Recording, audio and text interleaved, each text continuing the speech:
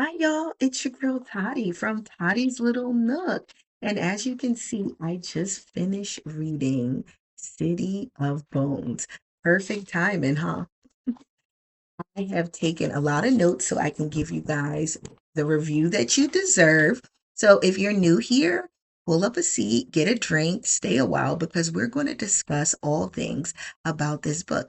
If you're returning, welcome back. Thank you for joining me on my journey this year to read one book a month. That's 12 books in 2026 paper copies that give me the chance to stop, slow down, and get a little self care by doing something I enjoy, which is reading. So I'm really excited for this challenge, this Back to Books challenge. And I'm really enjoying myself. I'm now done my second book. And before we get into this review, I just want to let you guys know that there will be mild spoilers. So keep that in mind. Okay. So, City of Bones is a book about a 15-year-old girl named Clary. She is the typical only child of a single mom. I think it's brought up pretty early in the book that she is like her father has passed away.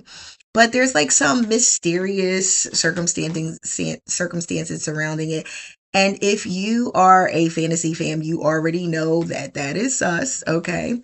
Along with Clary is her bestie, Sam. They do everything together, and this book starts in the summertime, so they have a lot of time to spend, and they're going to events and parties and clubs. Also, Clary is talking about taking some summer classes at the Tisch. So yes, this story is taking place in the real world of New York City. Okay, so it's one night that Clary goes out as just like your normal, typical teen, and she comes back home something totally different. And the bulk of this story is you following Clary as she gets immersed in this world, this new world, and she has to make a decision about how far along she's going to go into it in efforts to protect some of the people around her that she loves the most. And through that process, she begins to understand why she was called into this world in the first place and what her purpose may be. So that is pretty much what the book is about. Some of the tropes, okay, so the fantasy tropes in here, one of the major ones is like magical school or organization. Another one is MacGuffin driven plot. Like there's this thing, this item that, everybody's chasing after. And I think another one a big one would be there's something special about you. So those kind of tropes. There are like love story subplots. I think the main one that would fit here is lovers from different worlds. There's definitely other ones, but I think that's the most appropriate one. The major theme that I got out of this book was this idea that is very common from young adult fiction in general. It's this idea of coming into age or yourself, understanding who you truly are outside of like what your family has like label you as or what you thought you knew or understood about your family. But also there is kind of like this sub theme of dedication to family, like family above all else, like that still becomes the binding point for us. And even this idea of friends who are like families. So if you're really into this, this is probably going to be a book that is worth your interest. Okay, so let's get into my three for three. Three things that I really liked about this book and three things that turned me off. Okay, so starting with number one, the thing that I loved most about this book, it was that it's about angels, angel lore. So if you are a fan of urban fantasy or fantasy romance, you will know that a lot of times it's the vamps, the werewolves, the shifters, and sometimes even fae that get all the spotlight. We love them. We can't get enough of them for centuries now, as in our human storytelling. However, I love when we get into the Nephilim and stories and lores that have to do with angels. Yeah, in a lot of urban fantasy, especially dark urban fantasy, there's this demons, but there's like the good demons and the bad demons or something like that. But here, this is about angels, and I just really like that. Number two, okay, so I just love the friendship between Clary and Sam. Like, I was reading something recently. It was like it came across as a meme, but then it was like a story to it. Like, what is the or where is the point where you realize that your prefrontal cortex had finished cooking? And if you're not familiar with that language or that kind of talk, it's basically this idea, the psychological idea that you're not really making strong, wise decisions until the prefrontal cortex of your brain develops, and we now know that happens around the age of 25. um so it's kind of like adolescence in our world has been extended from, like, 13 to 18, or maybe even like 10 to 18, all the way to 25 and sometimes beyond.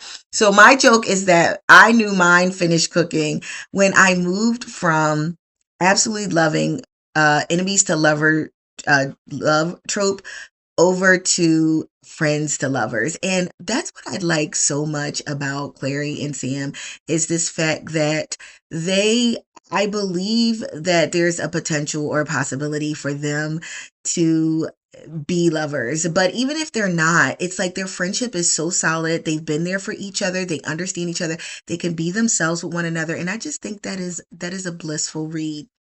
Number three is the number three thing that I like about this book is the world building. This is a storyline that creates a world that I would recommend everybody to at least visit one time. It's just so rich with new ideas, and I love that it's centered around more like the Abrahamic religions and their kind of like mythology, or stories that come from there, as opposed to the traditional, Western kind of like pagan idea of understanding, even though those characters are still in there. And I mean, this is the kind of world that has both vamps and like portal magic. It has both, like, demons and rooms. It's just so interesting and it's amazing. And I love that about it. Um, and so I just feel like I can't get enough of that. Now to the things that I didn't like, and all three of them have to do with things that like thrusted me out of the storyline, which is like, I really like this world. I like this story. I like a lot of these characters. So why would I want to keep jumping in and jumping out, jumping in and jumping out? And that's what I felt like I was doing. So number one has to do with the fact that this sometimes feels like a YA of convenience, a young adult fiction of fantasy fiction of convenience. Most of the time, the teens in this book feel like adults. I mean, they're highly unsupervised. I mean, even more so than would be expected for a teenager. They're actually given tasks and that should be doled out to adults, especially in the Shadowhunters world. And if you don't know, if you haven't read it yet, Shadowhunters are basically the term for the angels in this series. So, um, I'm like, okay, I kind of got used to it. And in my mind, I was kind of like, well, she's going to Tish. So that makes her like, a college student. Like in my mind, I kind of accommodated it. And some of the stuff that didn't seem realistic, I just put it off to her being like, a late teen or early adult. But then there's this part of the book towards the end where Clary is talking to a character that is very like important to things that are going on. And he's like basically revealing why he did what he did. And there's this part where Clary says, "You're going to do this to kids?" And I'm like, record scratch, kids? You guys have not been kids the whole time. You've literally been adults. And I think for me, it just kind of took me out of things and made me have to think about like, oh, these are kids, and is some of the stuff that they've done like really even realistic, and what is happening here? And I just didn't like that. Number two, the second thing I didn't like about it is just like, I feel like there's a lot of betrayal in this book. And I'm not just talking about like betrayal of the characters, I mean like betrayal of the reader. I could think of a handful of times where things just weren't as they seemed. And I'm okay with that to a certain extent, like maybe once or twice for two big plot twists. But I think there's a difference between a twist and a jerk, okay? Like, I feel like you're pulling our chain here. So, like, there's times where there's characters who you think are human but they're really shadow hunters, or they're not the supernatural you think they are. You think they're a demon but they're really another type of downworlder, which is the term for a lot of the dark, fantasy characters here. Or even stuff like, I thought you had these powers, but you really have. It's like, what is happening here? And a prime example of that in the book is like, it's established pretty early on that the humans cannot see the shadow hunters, right? So it's like, okay, this is cool. And that's one of the ways that, Clary and the reader begins to realize that something is different going on with her, right? But then after that is solidly established as canon, there's a part where Clary and one of the main characters is on a train ride because they're in New York City. And it's clear that there's a girl across the way that could see this character, and she's thinking he's clear, that she thinks he's cute. She's giving them the eye or whatever. And as the reader, I'm like, wait a minute, I thought they couldn't see you, right? And then luckily enough, Clary kind of saves the day because I'm like, oh, but Clary comes in and says, I thought that you guys couldn't be seen. And the answer was just like, you know what? It's not that we can't be seen. It's that we use glamour. And right now I didn't feel like putting any on. For real. Stop it. Like, either be something or not be something, but don't be everything, because that can be confusing to the reader. And the third thing I didn't like of this is kind of like a parallel to the third thing that I did like. I wasn't really a fan of some of the backstories of how the supernatural creatures came to be. Like, for example, like it was like this idea that vampires and werewolves came from another dimension and they were the result of a disease there. And for some reason, I just feel like that felt a little sci-fi to me, first of all. I don't know. Maybe just the word dimension. I don't know. But it kind of like takes me too far away from my understanding of what vampires and werewolves are. And I'm already trying to learn this beautiful world and I like it. And I'm trying to learn terms and new things that I don't really understand, but I'm coming to understand based on what is being told to me. I don't want to also have to reimagine the characters or the type of supernatural creatures that have already drawn me here and I already have an understanding of. So I just wasn't a good fan of that. Now, let's go to my faves versus the it. Okay, so my favorite character that I really enjoyed versus one that just was like, yuck. So my favorite character is Dorothea. I think this character reminds me of home. She's like more home for Clary, in my opinion, than Clary's actual mother. Whenever she's showing up, something important is about to happen, so you better be paying attention to everything. But not just that, I just think what she represents, her role in this world, kind of comes from a character that is very familiar to those of us who have read some form of fantasy before. Her abilities, what she's doing, and why she's there. So that's why I really enjoy her. So if you're going to read the book, which I hope you do, oops, did I spoil my recommendation? Then I think that you should look out for that character. The character that I like the absolute least is Valentine. Who is Valentine? Valentine is everybody and nobody, all summed in one. Basically, he's the main villain of the book. And honestly, I think this is a me problem more than it is a problem of the book. I really struggle with absolute villains, especially in a lot of popular stories that are out there. I don't know why. It's just like, it never just does it for me that the reason why the villain is doing what he or she is doing is because of hashtag evil or hashtag just because power. Like, it doesn't do it for me. I want to know, like, what makes this character just go through all these great lengths to just be ridiculous. Like, why is it that, Clary needs to get into this world and be against Valentine and all of his machinations?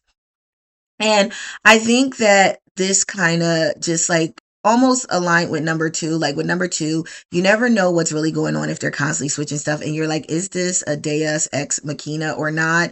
It's the same thing with Valentine. Like, I feel like he just, what is he? What is his purpose? And even there's a point in the story where a main character is beginning to reveal to Clary why he made the choices he made, and he starts to give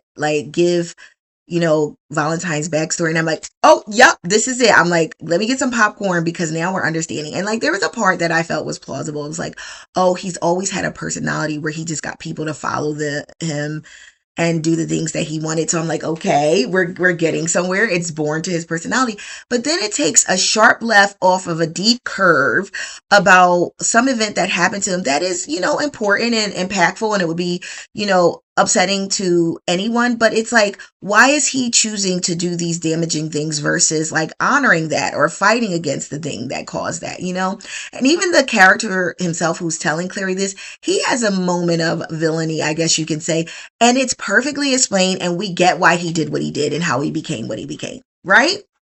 Why not that for Valentine, our main draw, our main problem, right? Now, I want to say, as a writer, I understand that it's not easy to write antagonists. A lot of times we become very attached to our protagonists and our positive characters and the world that paints the positive picture, that it's sometimes hard for us to just then drop the problem in there. And I think there are good writers that are excellent at this. I myself struggle with this, as I have lots of work that I don't finish because of this very reason. So I'm not hating on this. I think it's just that the issue becomes like, I need a little bit more from you, Valentine, if you're going to be the big bad, and I'm going to dislike you, and I'm going to believe that you're a problem enough for us to be concerned. So now let's go to how I have rated this book. In the case of City of Bones, the lie detector says you are not the father. Just kidding. I give this book a 3.7. Over here we do decimal ratings, okay? Decimal ratings, okay? So the reason why I give this book a 3.7 is I just feel like the world that was created in this book is phenomenal, and it's a must see. However, if I compare it to many of its contemporaries of the time, it's not really that much different. It's a lot of the same things when you get to the core of it. Yes, what you're looking at is different, and you must see it. You must go. But the feel of it, the experience is very similar to many other books. And therefore, I think it's a beacon of light in its own time. Whereas if somebody's going to read it, they're going to get an idea of what YA fantasy fiction was of the early millennium, and that's what I recommend it for. The reason why it has a 0.7 is because I feel like it's so close to being a classic. Like, it's right there. And of course, I'm not the only one that feels that way. I had a whole TV series. It had a movie. There were people who really thought that this was spectacular, right? So I'm not saying that it's not quality. I'm just saying that it just gets the door, but it does not do enough that I feel like would cause it to be like beyond that time frame. The reason why it does get the 0.7 though is because of Clary Frey. This character, I would like to say, is the mother of the modern archetype of female protagonist in fantasy. She is not just a transcript of the patriarchy, expecting women to do, or females to do, certain things and behave in certain ways. Clary is all the things that have traditionally been tried, that society has tried to, and different societies have tried to erase out of women. She's impulsive. She's brash. She could be a little bit selfish, but she's also a baddie. Clary is a baddie. She sets her boundaries. She doesn't let the men or women in her life tell her what to do. She comes up with her own ideas. She's not afraid to take challenges. She's not afraid to be herself. And I think that a lot of modern protagonists, some of which we love, that are big names right now, have their origins in characters like Clary that were burgeoning around that time. And that's why she gets the 0.7. Okay. She gets the 0.7 because she helps to make the book, and we love Clary and we want to see Clary a lot. Okay. So 3.7 is the rating for City of Bones. So go ahead and pick yourself up a copy, download it, whatever you do. I would encourage you to read this book if you have not, or reread it again if you already did. See how you're feeling about it nowadays. Okay, so what am I doing in March? That was my February read. I have listed down in the comments or description the actual link to what I'm reading in March. I will begin that book next, and I look forward to doing that review with you. Also, in the month of March, I'm hoping that I can share some personal things that I've been working on with you guys to give you an idea of what else I'm doing to kind of like relax, reset, and have a little self-care. As you guys know, I am a quote unquote closet writer. I love to write. I've been writing since I was a young girl and creating characters even earlier than that. I think I created my first character around about the age of, I want to say, 4 or 5. So I can't wait to share some of these things with you guys. But until then, see you next time.